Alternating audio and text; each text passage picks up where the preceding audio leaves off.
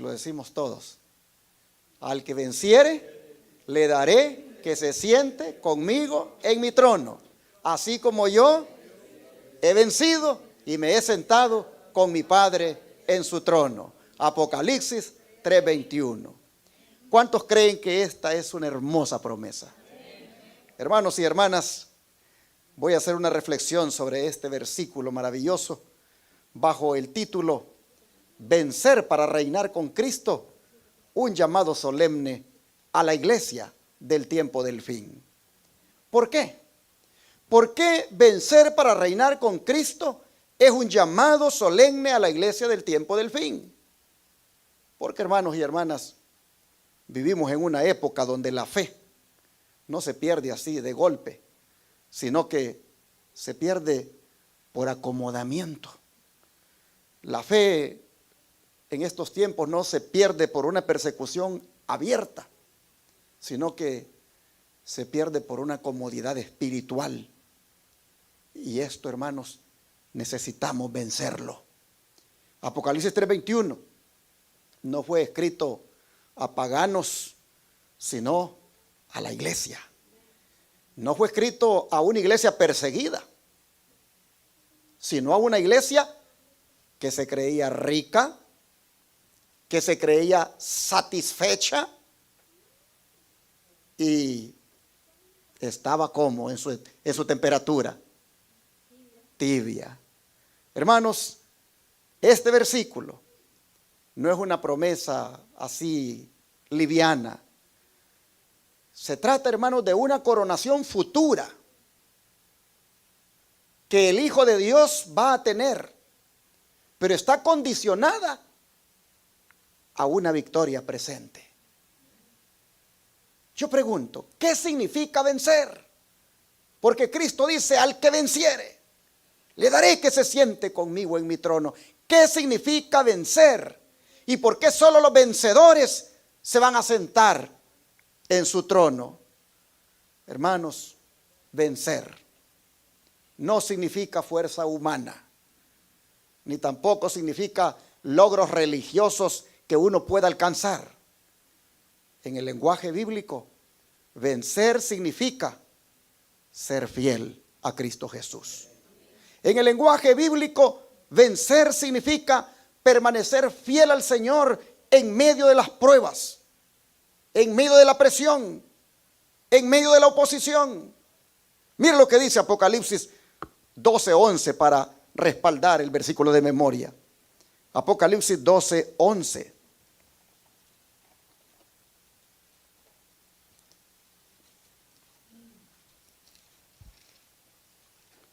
Dice, y ellos le han vencido por medio de la sangre del Cordero y de la palabra del testimonio de ellos, y menospreciaron sus vidas hasta la muerte. Aquí, hermanos y hermanas, se describe al pueblo de Dios como victorioso sobre Satanás en el gran conflicto. Si se fijan, este texto no habla de fuerza humana, sino de victoria espiritual. Este versículo aparece en el contexto de ese conflicto con el dragón, o sea, Satanás, cuando persigue a la iglesia. De eso se trata Apocalipsis 12. Pero nosotros vemos aquí en este versículo 11 que la iglesia fiel a Jesucristo obtiene la victoria final aún en medio de esa persecución del dragón. Pero ojo, si ustedes se fijan en el versículo, la base de la victoria no es la obediencia humana, sino que la base de la victoria es ¿qué? La sangre de Cristo. Es decir, mis hermanos, la base de la victoria es Cristo. Satanás no puede en el gran conflicto, según este versículo, acusar a los hijos de Dios, porque ellos están cubiertos ¿con qué? Con la sangre de Cristo. Y así como la sangre en los dinteles de las puertas allá en Egipto protegió al pueblo de Israel del ángel destructor aquella noche del Éxodo, así también en el gran conflicto, hermanos, nosotros vemos que la sangre de Cristo vuelve a proteger a su pueblo. Amén. Esa es la base de la victoria. Y esto los lleva a ellos a ser fieles testigos de su evangelio, al punto que vemos nosotros que prefieren morir antes que desobedecer a Dios. Por eso, hermanos y hermanas, vencer significa ser un testigo fiel de Jesús. El enemigo tiembla cuando un hermano es fiel. Cuando un hermano vive en fidelidad, el enemigo tiembla. Nosotros miramos aquí que según el versículo, Satanás es vencido por 3 armas espirituales. Número 1, por la sangre de Cristo. Número 2, por el testimonio fiel de los hijos de Dios, es decir, por la manera en cómo viven. Y número 3, por la entrega total de su vida a Jesús. Hermanos, así es como se gana la victoria. La victoria de la que habla aquí, Apocalipsis 12:11, que es compañero del versículo de memoria, no es victoria militar, no es victoria política, no es victoria humana, es una victoria espiritual y eterna. Apocalipsis 12:11, hermanos, está describiendo al remanente fiel. ¿Por qué? Porque vive confiado en la sangre de Cristo, porque permanece firme en la verdad y porque no negocia su fe por comodidad o seguridad. Hermanos, Satanás, él no le tiene miedo a una iglesia grande. Satanás no le tiene miedo a una iglesia numerosa. Él le tiene miedo a una iglesia cubierta por la sangre de Cristo, cuyos miembros sean fieles y leales a su Salvador. Hermanos y hermanas, ¿por qué Jesús promete el trono a los vencedores en nuestro versículo de memoria? ¿Por qué les promete el trono? Porque estos vencedores participan de su carácter. Pregunto, ¿Cristo fue vencedor, sí o no? Claro que sí. ¿Y mediante qué venció Cristo?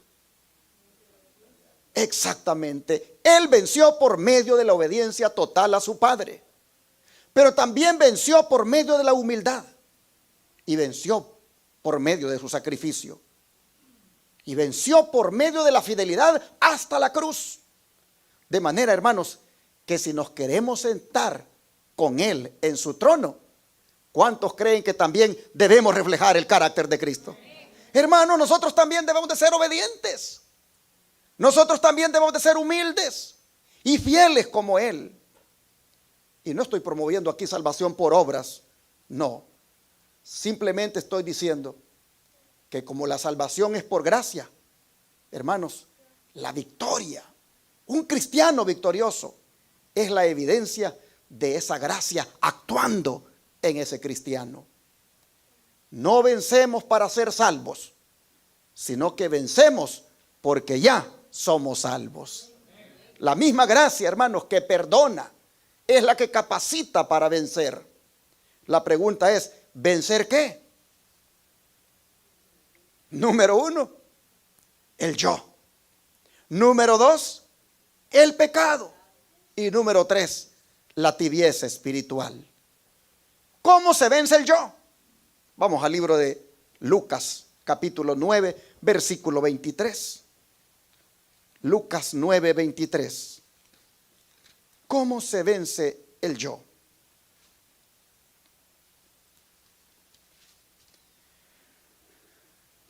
Dice la Escritura: y decía a todos, si alguno quiere venir en pos de mí, niéguese a sí mismo, tome su cruz cada día y sígame.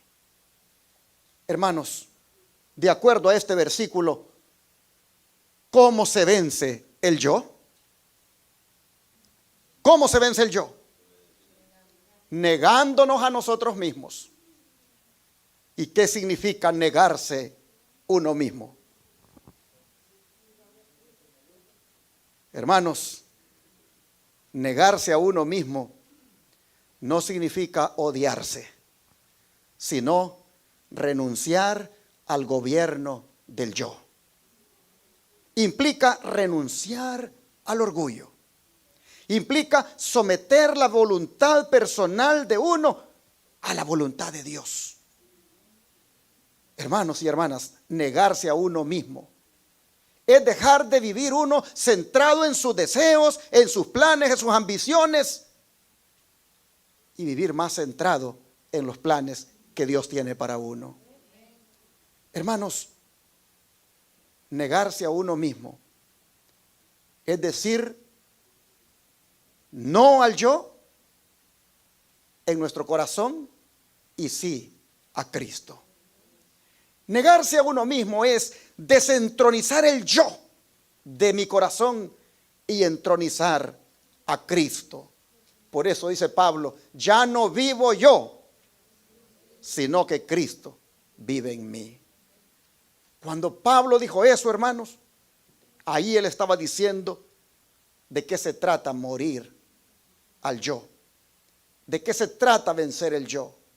Se trata de que ese yo no viva más en nosotros, sino solamente Cristo. Mire lo que dice el don de profecía. El enemigo dice, a quien más hemos de temer es ¿cuál? El yo.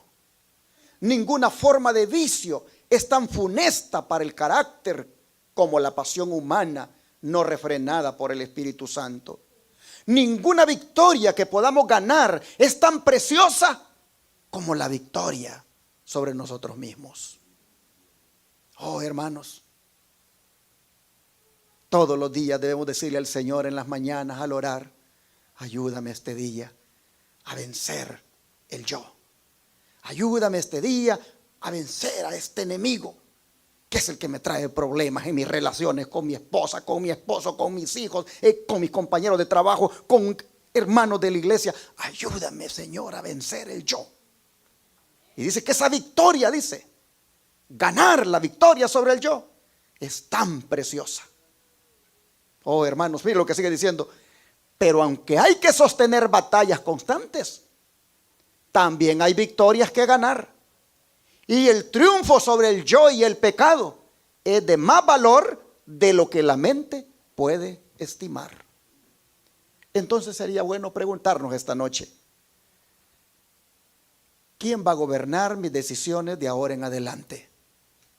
¿Quién va a gobernar mi vida de ahora en adelante? ¿Cristo o el yo?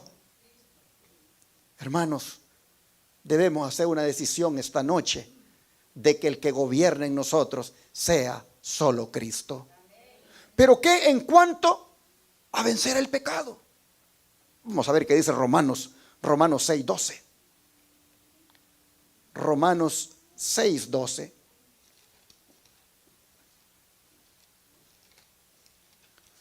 Dice la Escritura: no reine pues el pecado en vuestro cuerpo mortal, de modo que lo obedezcáis en sus concupiscencias. Mire que Pablo está aquí personificando al pecado como ¿qué? Como un rey que quiere gobernar, como un rey que busca gobernar. Hermanos, antes de que nosotros viniéramos a Cristo, ¿quién reinaba? Era el pecado. Era el pecado el que reinaba en nosotros. Pero ahora en Cristo, ese reinado ha sido quebrado. Pero todavía intenta recuperar el control, ¿no es cierto? Todavía intenta recuperar el control y por eso es que nos asedia, nos acosa todos los días. Porque él sabe que se quebró su reinado, entonces busca recuperarlo. Pero el mandato del Señor es que no permitamos que Él reine en nuestra vida. El mandato del Señor, hermanos, es que no reine el pecado en nuestro cuerpo mortal. Es decir, que no le permitamos gobernar. ¿En dónde? En nuestro cuerpo mortal. El cuerpo no es que sea malo, pero es el campo de batalla para el pecado. Oh, mis hermanos, el cuerpo es el campo de batalla donde el pecado quiere operar mediante deseos desordenados que algunas veces nos vienen. Hermanos y hermanas, mientras el cuerpo sea mortal, nosotros somos vulnerables. Hay vulnerabilidad, estamos en riesgo, estamos expuestos. Por eso Pablo dice, no reine pues el pecado en vuestro cuerpo mortal, no le des cabida. Y eso solo puede suceder si estamos rendidos completamente a Jesucristo. No reine, dice, de modo que lo obedezcáis. Hermanos, el problema es la obediencia. El pecado no gobierna por fuerza, sino por consentimiento. No reine el pecado en vuestro cuerpo mortal, de modo que lo obedezcáis. Cada acto, hermanos, de obediencia decide quién manda. Y si usted decide obedecer al Señor, el pecado no va a poder tener efecto sobre usted y no va a poder reinar. He ahí la importancia de hacer una decisión de obedecer al Señor diariamente. No lo obedezcáis, dice, en sus concupiscencias. ¿Qué son las concupiscencias? Son los deseos que están desalineados con los deseos de Dios. Hermanos, es verdad que no todo deseo es pecado, pero cuando un deseo nos aparta de Dios, cuando un deseo dicta cosas en contra de Dios, entonces allí se vuelve Señor el pecado de nosotros. Mire que el texto no dice no tengas deseos, sino no los obedezcas. Hermanos y hermanas, aunque el pecado ya no tiene derecho legal sobre nosotros, él busca ejercer influencia si nosotros le permitimos. Si Cristo nos liberó del dominio del pecado, hermanos, hay que mantenernos siempre liberados. Hay que procurar que la victoria sobre el pecado sea diaria con la ayuda de Jesucristo. El don de profecía dice, cualquier hábito o práctica que pueda inducir a pecar y atraer deshonra sobre Cristo debe ser desechado, cueste lo que cueste. Lo que deshonra a Dios no puede beneficiar al alma. La bendición del cielo no puede acompañar a un hombre que viole los eternos principios de la justicia. Y un pecado acariciado, ¿cuántos pecados? Uno. Un pecado acariciado es suficiente para realizar la degradación del carácter y extraviar a otros. Si para salvar el cuerpo de la muerte uno se cortaría un pie o una mano o aún se arrancaría un ojo, con cuánto más fervor deberíamos desechar el pecado que trae muerte al alma. Y sí, ustedes pueden ver cómo a veces, ¿verdad?, para salvar el cuerpo le amputan una pierna a algún paciente. Pues dice aquí, si eso es para salvar el cuerpo, ¿cuánto más dice? Para salvar el alma deberíamos de desechar el pecado. Así que, hermanos y hermanas, si nosotros hacemos una aplicación de esto, bien podríamos preguntarnos hoy, mis decisiones diarias, ¿quién las gobierna? Hermanos, hay que cortar la obediencia hacia el pecado. Hermanos, no basta decirle tampoco no al pecado. Hay que decirle sí a la justicia. Eso significa, hermanos, depender de la justicia que es Cristo. Tener relación con Él, tener íntima comunión con Él. Le digo no al pecado, pero le digo sí a la justicia por las mañanas. Le digo sí a la justicia cuando oro. Le digo sí a la justicia cuando me meto un versículo en mi memoria. Le digo sí a la justicia cuando tengo comunión con Él. Y entonces, hermanos, el pecado no reina en nuestro cuerpo mortal. Pero no podemos dejar de vencer el otro aspecto, el de la tibieza espiritual. Y aquí está el contexto de nuestro versículo de memoria de hoy. Porque a la iglesia que Jesús le dice que venza, ¿es a cuál iglesia? A la iglesia de la Odisea. Apocalipsis 3:21. Es en el contexto de la iglesia de la Odisea, la iglesia del tiempo del fin. Oh, mis hermanos, esa iglesia, ¿cómo se cree esa iglesia? Se cree rica, se cree autosuficiente, pero dice que está como pobre, desnuda, ciega, tibia espiritualmente. Vamos a leer el contexto. Apocalipsis 3, 15 al 17. Apocalipsis 3, 15 al 17. Ahí está el contexto del verso de memoria, el 21 que leímos, que nos aprendimos. Dice así, 15 al 17. Yo conozco tus obras, que ni eres frío ni caliente. Ojalá fueses frío o caliente. Pero por cuanto eres tibio y no frío ni caliente, te vomitaré de mi boca. Porque tú dices, yo soy rico y me he enriquecido y de ninguna cosa tengo necesidad. Y no sabes que tú eres un desventurado, miserable, pobre, ciego y desnudo. Hermanos y hermanas, según estos textos, el mayor peligro del tiempo del fin no es el pecado escandaloso, sino la tibieza respetable. Hermanos, el mayor peligro del tiempo del fin no es el rechazo abierto a Dios, sino la indiferencia espiritual. La Odisea representa el cristianismo del fin del tiempo. La Odisea representa el conocimiento bíblico nada más, pero sin transformación.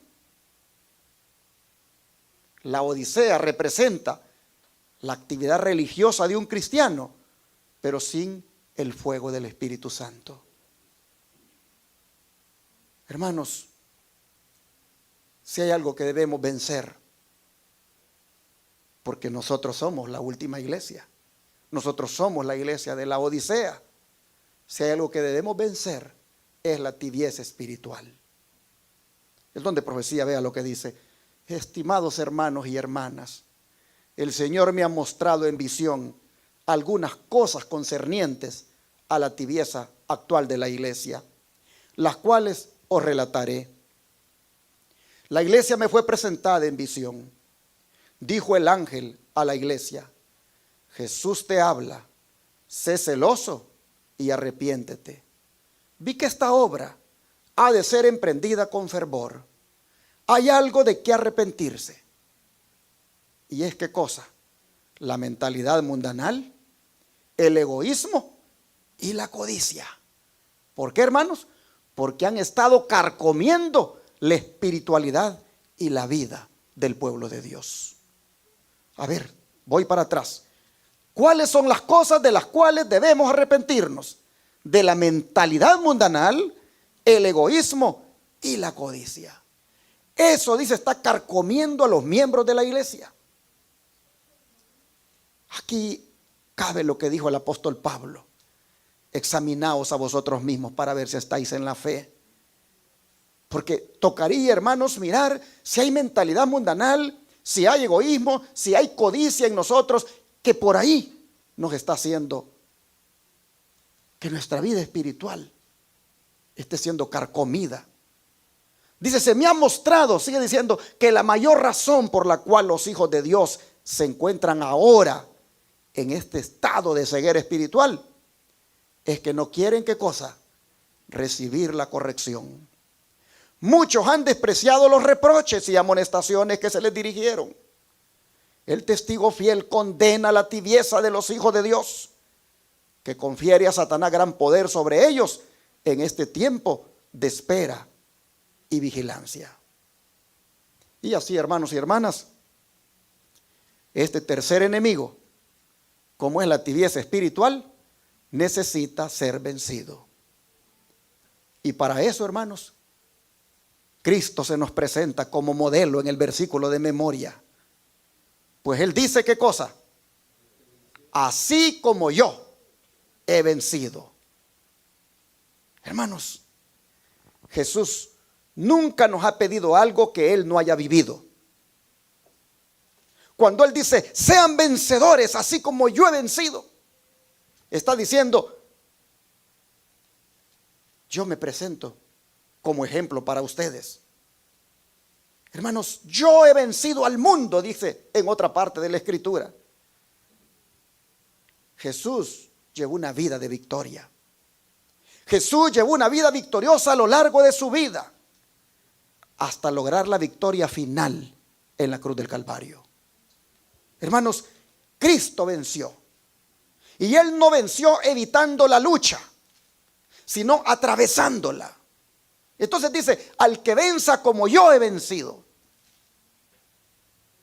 El don de profecía, mire lo que dice. ¿No tuvo nuestro Salvador algo que vencer? ¿No libró la batalla con el príncipe de las tinieblas hasta que fue vencedor en cada punto?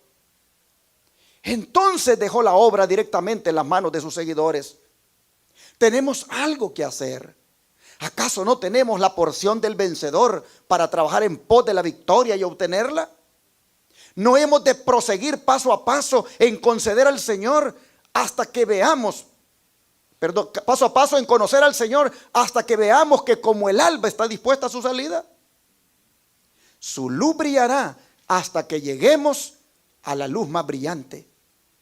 Al suplicar al Dios del cielo, ustedes la captarán y proseguirán y recogerán luz más brillante de los oráculos de Dios. Hermanos, voy para atrás. ¿No tuvo nuestro Salvador algo que vencer? ¿No libró la batalla con el príncipe de las tinieblas hasta que fue vencedor en cada punto? ¿Qué dice el libro de Hebreos? Fue tentado ¿en cuánto? En todo. ¿Pero qué? Sin pecado. Fue victorioso.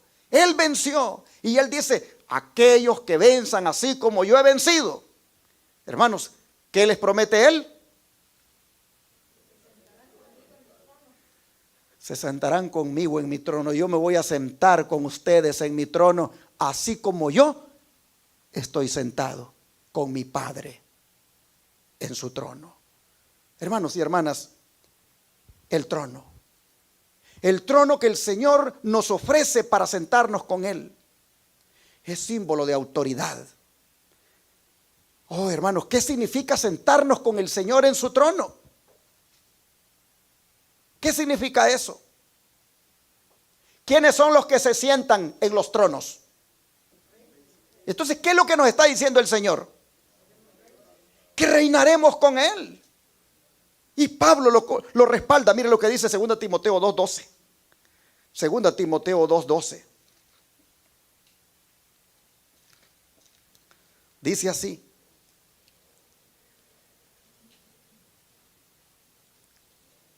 si sufrimos, también reinaremos con Él. Si le negáremos, Él también nos negará. Pero hermanos y hermanas, ¿qué dice? Que reinaremos con Él. Hermanos, reinar con Él. Esto apunta a una recompensa futura. Esto apunta a participar de su reino. Por eso dice el don de profecía que los que han participado de los sufrimientos de Cristo van a participar también de su gloria. Hermanos, el mensaje de nuestro versículo de hoy es: vence hoy para reinar mañana. Voy a cerrar este mensaje con la hermosa palabra de Romanos 8:37. Romanos 8:37. Dice el apóstol Pablo: antes, en todas estas cosas, somos más que vencedores por medio de aquel que nos amó. Hermanos, más que vencedores, ¿qué le viene a la mente a usted cuando oye eso?